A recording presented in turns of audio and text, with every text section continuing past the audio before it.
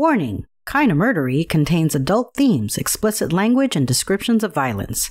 It is not suitable for anyone, and we recommend you stop listening now.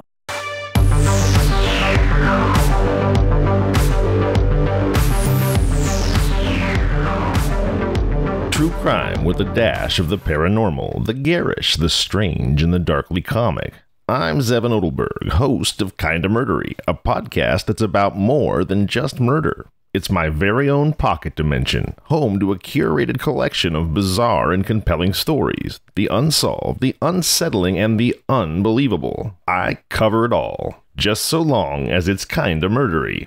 Hey everyone, just like it says in the intro, I am Zevin Odelberg, and this is Kinda Murdery, and I'm happy that you're here. Today we continue with part 2, the conclusion of Kinda Murdery's telling of the truck stop killer. If you'll recall, at the end of the last episode, Vanessa Veselka and retired FBI agent Robert F. Lee were discussing another of the truck stop killer's victims, a young woman named Lisa Pennell. So that's where we are. And now, if you're ready, please join me as we uncover what truths we can and solve what mysteries we may. Kinda Murderies, the truck stop killer, part 2, starts now.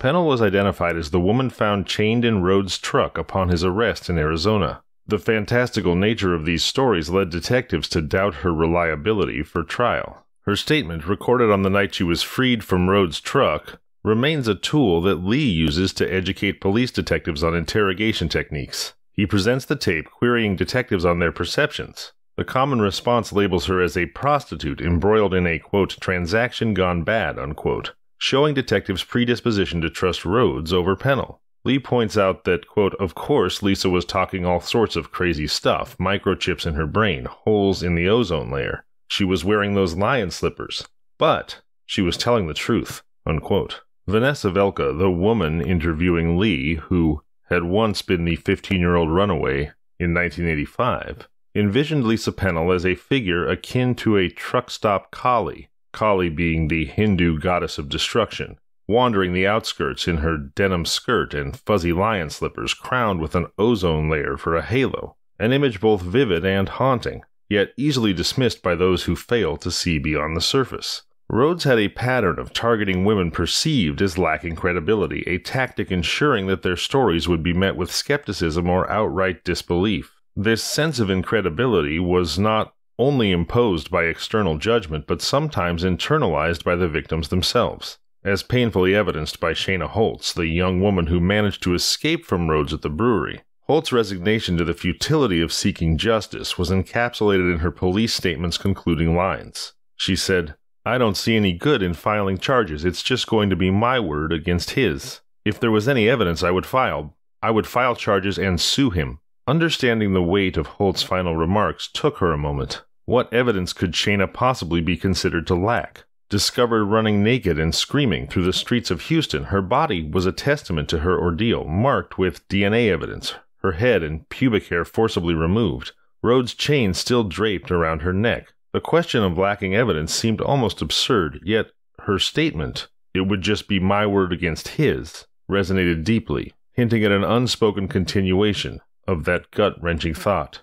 Who is going to believe me? This echoed a sentiment all too familiar, one that could easily have been her in her own youth, a soft, despairing whisper seeking belief in a world so quick to doubt. The deeper her investigation into Rhodes' life and crimes went, the more apparent the unsettling parallels between their two lives became, hers and Rhodes'. Despite the chasm between their intentions, one a survivor and the other a predator, they shared the grueling rhythm of life on the road. Both faced the relentless monotony and sleepless nights that come with constant movement, their world oscillating between tedium and terror. As she honed her instincts for survival amidst the ceaseless uncertainty of hitchhiking, Rhodes, in a dark mirroring, was likely refining his methods of predation. Each had developed their own coping mechanisms, their rituals for navigating the endless highways, and their own cynical conclusions about human nature and its responses to extremity. This reflection did not equate their actions, but illuminated the disturbing thought that life on the road could shape individuals in profoundly different, yet parallel ways. Her decision to reach out to Rhodes was fraught with reluctance, primarily due to her fear that he might actually write back. Yet, motivated by the necessity of understanding and the strategic advice of Mark Young, who noted Rhodes' penchant for being regarded as an authority, she crafted a letter. Her letter, steeped in deliberately chosen permissive language, sought to coax Rhodes into a semblance of a collaboration by inviting him to educate her on her survival tactics during her time on the road.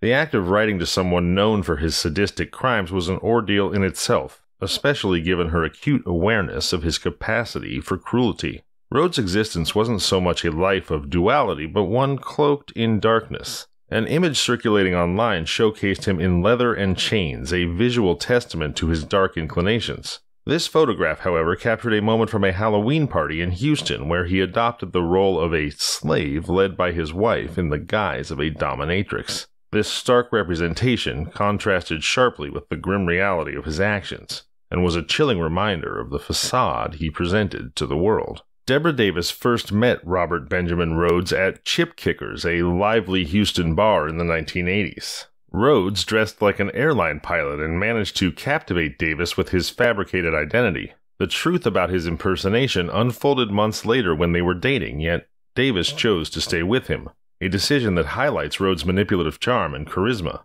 and demonstrates his persuasive abilities. Rhodes, even while being extradited to Illinois under heavy restraints and clad in a conspicuous orange prison jumpsuit, managed to charm a waitress into giving him her phone number. While you or I may question that waitress's judgment, the stories of women carrying on love affairs with convicted murderers are legion, and the fact that she gave her number to a manacled man in prison jumpsuit orange underscores Rhodes' skillful manipulation and the extent of his charismatic influence.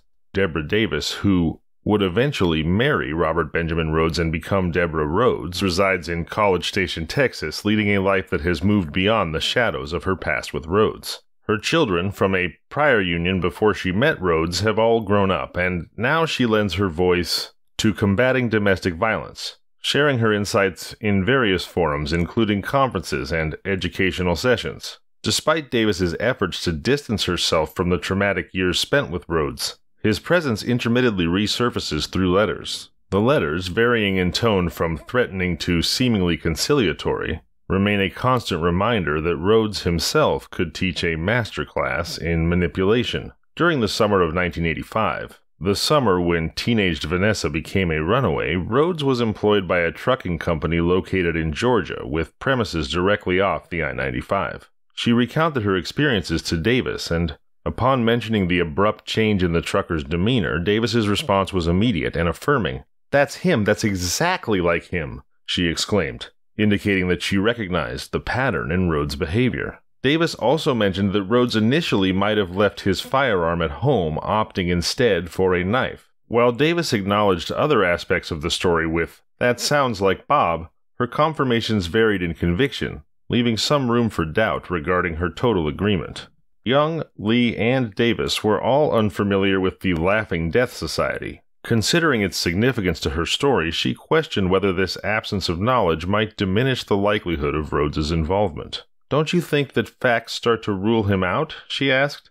However, Davis dismissed her doubts, reinforcing Rhodes' interest in clandestine organizations. "Oh no, not at all," she responded. "Bob was fascinated by secret societies." Davis brought up the distressing story of Colleen Stan, who was abducted in 1977 and subjected to years of torture by her captors, who fabricated the existence of a menacing group known as the Company to deter her attempts to escape. Bob was obsessed with how they used an imaginary secret society to keep her from running away, Davis remarked while discussing Rhodes' fascination with the psychological control that the kidnappers exerted over Colleen. His instruction to Shayna Holtz to, quote, "sit there and be a good girl," unquote, and the fact that Regina Walters was seen apparently unconfined and standing outside his truck, exemplified his preference for psychological over physical bondage. Rhodes' interest in such control mechanisms aligned with his sadistic nature, illustrating a brutal, almost scientific approach to ensnaring and manipulating his victims.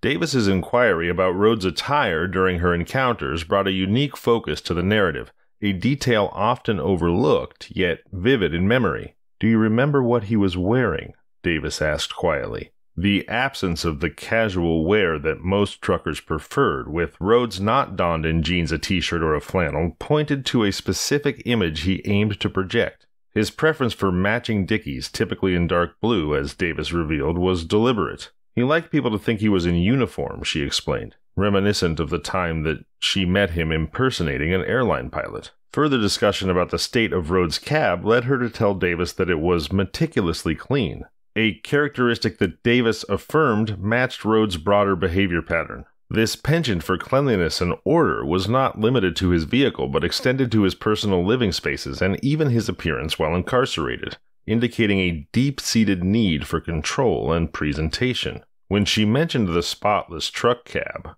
Davis replied, "That sure sounds like Bob. When I first saw his apartment, I thought I'd walked into the showroom of a furniture store." Even in jail, his shirt and pants were always ironed and pressed. In Martinsburg, West Virginia, she'd expected to find the location of the truck stop where so many years ago that body had been discovered in the dumpster. But the truck stop had been replaced by a vast Walmart with a huge parking lot. Like so much of what she remembered from her years on the endless highway, that which once was had been erased. The demolition of the truck stop and its adjoining restaurant had occurred 5 years earlier. Yet, intriguingly, a website for the Martinsburg Travel Center of America persisted, its presence online flickering like a distant, unreachable beacon of bad times past.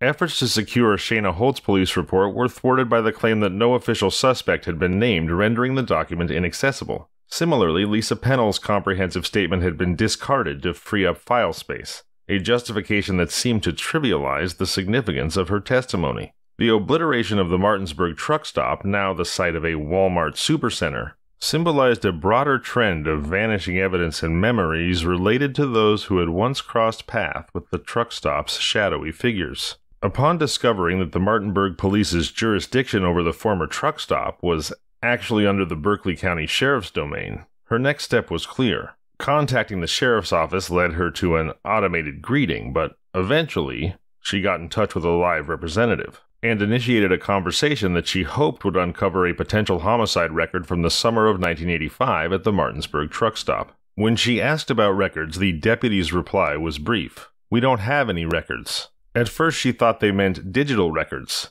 "I can come down in person," she offered. "We don't have any records," the deputy repeated, leaving her with yet another dead end. As it turned out, in the 1990s, a critical incident at the Berkeley County Sheriff's Department resulted in the loss of significant historical data. Their computer system crashed and burned. Compounding this digital disaster, the department had previously disposed of paper records to free up file space, effectively erasing any archival material from the 1980s. She made a request to converse with any senior officer who might have served during that time. The response was disheartening. There was only one officer who fit the criteria, and he was currently unreachable, having, wait for it, gone fishing. She dedicated a week to traversing the roads of Appalachia, stopping at various truck stops, seeking insights from the older generation of truckers and waitresses. Initially, inquiries were specific to the girl found in the dumpster, yet this line of questioning led nowhere, as no one seemed aware of such an incident.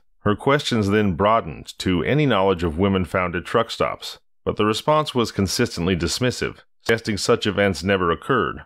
This widespread denial stood in stark contrast to the alarming statistics compiled by the FBI over 3 decades, indicating, as I had mentioned in Episode 1, at least 900 such cases. The silence extended to local newspapers, reflecting a societal disinterest in the fate of serial killer victims. And this is my note, the fact that people often use denial as a form of self-protection, and likely nobody wanted to believe that something like that could happen in their community. Her encounter with a library archivist shed some light on the phenomenon. The lack of attention to such stories stemmed in part from a reluctance to engage with narratives involving victims seen as outsiders. The girl wasn't one of our own. She was a drifter, the archivist remarked. The label drifter hit her like a punch in the gut. She had been a drifter, too. And she knew then what she had always known, what she had been fighting so hard to disprove. It was a painful truth. The stories of drifters, the stories of those who live in the margins, often vanish, leaving barely a trace in the collective memory or in official records. The pursuit of understanding and acknowledgement for these lost lives seemed to dissipate much like a path fading into the wilderness, challenging the very possibility, or perhaps proving the near impossibility, of bringing their stories to light. Unwilling to give up, she made a final desperate effort, visiting a smaller truck stop in Hancock, Maryland, where she had a conversation with a longtime employee. She told the story of the dead girl in the dumpster, and the truck stop employee, who idly touched the gold cross around her neck, listened intently. When asked if she'd ever heard of such an incident, she initially responded with a shake of her head, signaling no recollection. However, a moment of reflection brought a change in her demeanor, her eyes taking on a thoughtful haze. "Wait a minute," she said. "There was that one girl. She was a prostitute. They found her near a dumpster behind the restaurant at the Gateway Travel Plaza in Breezewood. She had a stocking down her throat, I think."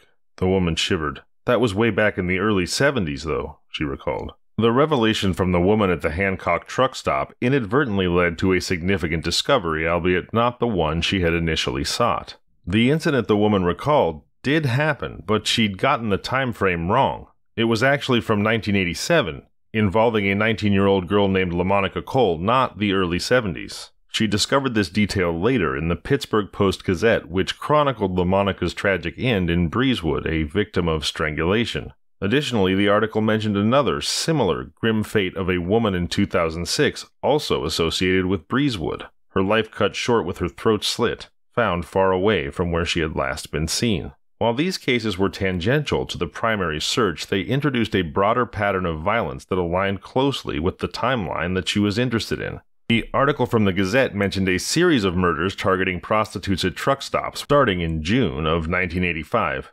precisely aligning with the critical period that she was investigating. The next morning led her to the Gateway Travel Plaza in Breezewood, Pennsylvania, a site with a dark history of known murders. She hoped that Gateway's notoriously blood-soaked past would make the locals more open to sharing their memories. Upon arrival and a brief walk past the trucks-only signage in the section for professional drivers, her quest to find someone with memories from 1985 succeeded when she met a woman in her mid-50s who greeted her with an open smile. The questions she posed were direct. "Did you ever hear about a hitchhiker in a dumpster?" "No," said the woman. She tried widening the scope of her questions. "Did you ever hear of anything like that at all, in other times, any other bodies of women found along this stretch of the I-70? "No," said the woman. "I never heard of anything like that anywhere." While listening to people's responses at the Gateway Travel Plaza, a vivid memory resurfaced. Being in the woods off of I-95, the panic, the visceral survival instinct that drove her to run merely 100 yards before concealing herself, uncertain of pursuit. The physical act of muffling her breath with her shirt, a raw testament to the fear and urgency of the moment. This memory prompted a profound realization about the nature of her quest. It was not merely an investigative journey akin to the plot of a detective story. Rather, it had morphed into something far more ethereal and haunting. It had become a ghost story. The stories of Regina Walters, Shayna Holtz, and Lisa Pennell emerged not merely as testimonies or cases to be solved, but as spectral presences, each embodying a facet of girlhood tragically halted, each embodying a facet of herself. Regina captured in a moment of laughter and lightness. Shayna, defined by her resilience and changed appearance. Lisa, marked by a ready defiance, all coalesced into a haunting narrative. Their experiences, though distinct, interwove to form a tragic, blood-curdling tapestry of memory and loss, casting their collective shadows across her investigation, transforming it into a journey through the echoes of lives interrupted, a journey through her own trauma. The New Jersey Supreme Court, in a landmark statement dating back to 2012, offered a profound insight into the nature of human memory, highlighting its complexities and the inherent unreliability that accompanies it. This judicial observation raised significant doubts about the reliability of eyewitness testimony, a cornerstone of legal evidence for centuries. The court metaphorically differentiated memory from the precise capture of a video recording, instead suggesting that it resembles a collection of still photographs. The analogy acknowledges the fragmentary and selective aspects of how memories are formed, stored, and recalled, underscoring the fact that human recollection is subject to distortions, omissions, and influences that can dramatically alter the perceived reality of an event. When she read this, she found herself agreeing with the court, and her own memories came flooding back, like fragments of a dream, vivid and disjointed, each one etched with its own unique hue. In her mind's eye, she sees a descent through the rugged terrain of the Blue Ridge Mountains. The truck's brakes ablaze, the night alive with the symphony of insect chirps as she plunges over Chester Gap. There's the lingering image of sitting amidst a gentle drizzle by a truck, the air heavy with the tension of a crime scene unfolding nearby. Ohio's highways blur past, accompanied by the anthems of Bruce Springsteen, the rush of Diet Cokes fueling a fleeting sense of freedom, soon eclipsed by the inevitability of the journey's end. And then there's the haunting memory of the woods beside I-95, a fleeting moment of uncertainty and fear as she sprints and hides, her breath ragged against the silence of the forest. In that surreal moment, as the world hangs suspended between dusk and impending storm, she finds solace in the rhythmic cadence of her own heartbeat, unaware of what lies ahead, yet undeterred by the unknown. One snowy night, several months after the incident on the I-95 when she'd sprinted for her life into the woods, she finds herself hitchhiking through Amherst, Massachusetts when a car full of students from Hampshire College pick her up and offer her a place to stay. The next morning they encourage her to apply to the college, and to her surprise, she's accepted.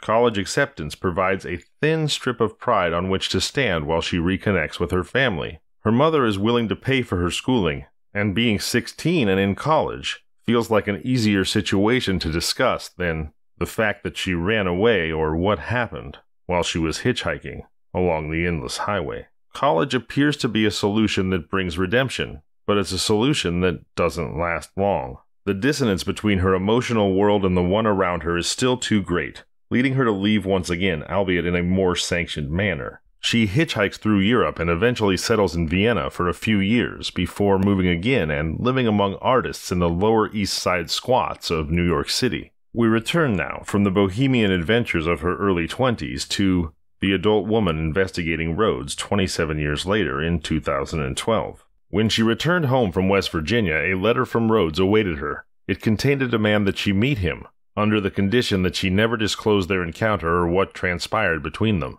It was precisely the kind of response a sexual predator or a child molester would make. Moreover, he requested $500. In response, she informed him that journalistic ethics prevented her from paying for interviews. She anticipated that this would be the end of their communication, but she received another letter. It seemed that Young was correct. Rhodes considered himself an expert and proposed that he be compensated as such. However, she couldn't help but wonder, an expert in what? Killing? At the bottom of the yellow legal paper, in bold capitals, he emphatically declared, "It wasn't me." As she pondered the letter, she acknowledged that while he might be technically correct, she'd never be sure, it certainly wasn't because he was innocent. For a brief moment, she entertained the idea of traveling to Illinois. She envisioned navigating the paperwork, submitting to fingerprinting, and being escorted through a series of airlocked doors into a room with him. She imagined him sitting there with his impeccably pressed shirt and overwhelming arrogance. They would conduct the interview, but she wouldn't bother taking notes. Ultimately, his words wouldn't matter. It would inevitably boil down to his word against hers, and who would believe him? During the same time that she was receiving letters from Rhodes, the senior officer from the Berkeley County Sheriff's Department returned from his fishing trip. He adamantly denied any accounts of girls ever being found in a dumpster at the Martinsburg, West Virginia truck stop, leaving her with no reason to question his assertion. One story shared by Deborah Davis continued to haunt her thoughts. Deborah recalled a journey she had embarked on with her husband Bob, the man who would later become infamous as the notorious truck stop killer, Robert Benjamin Rhodes. It was their final voyage together in his truck. Traveling westward on I-10, they made a stop at a bustling truck stop in Arizona. Near the entrance of the restaurant stood a young woman with a baby, desperately seeking a ride. Deborah, feeling a pang of empathy, contemplated offering assistance, perhaps money or support. Memories of her own sister, who had faced life on the streets, flooded her mind, amplifying her empathy. Yet when Bob Rhodes, Deborah's husband, noticed his wife's concern, he approached her from behind, gripping her shoulders and slowly guiding her gaze toward the girl. In a low voice, he whispered in her ear, "Do you see that, Debbie? She's one of the invisible people." Oh man, that guy is a monster. Whew. I'm glad we made it through that story together. So, that's the end of the story. Let's talk quickly about 3 key takeaways. I'm gonna get rid of the sound effects and treating it like an entirely different segment. My wife told me that was a little silly, and I'm inclined to agree. But what are our takeaways? Well, here's what I got. Number 1, perseverance amidst adversity. The relentless pursuit of truth amidst bureaucratic obstacles and societal indifference highlights the power of perseverance in the face of adversity. It's a reminder of the importance of resilience and determination when seeking justice and closure. Next up, we have number 2, the complexity of human memory. In this story, both the New Jersey State Supreme Court and Vanessa Veselka herself bring up important issues about the reliability of eyewitness testimony and the need for caution when interpreting memories in legal context. And number 3, and this is an important one, the resonance of unheard voices. Through encounters with forgotten victims and overlooked stories, this story underscores the relevance and the importance of unheard voices in the quest for justice. It emphasizes the significance of amplifying marginalized perspectives and honoring the stories of those who have been silenced or ignored. I think this is a really important one. Everyone's story deserves to be told in one way or another. Again, please take all of these takeaways and the upcoming moral with a grain of salt and draw your own conclusions. I'm not claiming to be right, and I'm certainly not claiming to be wise. I'm just sharing with you things that stuck with me. So what about the moral of the story, or at least the second half of the story? I'm going to go with this. Courage and perseverance in seeking truth will bring light to the darkest shadows. Until next time, I'm Zevin Odelberg, and this has been Kinda Murdery. If you like the show, please subscribe, review, and tell your friends. You can find us on social media at Kinda Murdery or email at kindamurdery@gmail.com.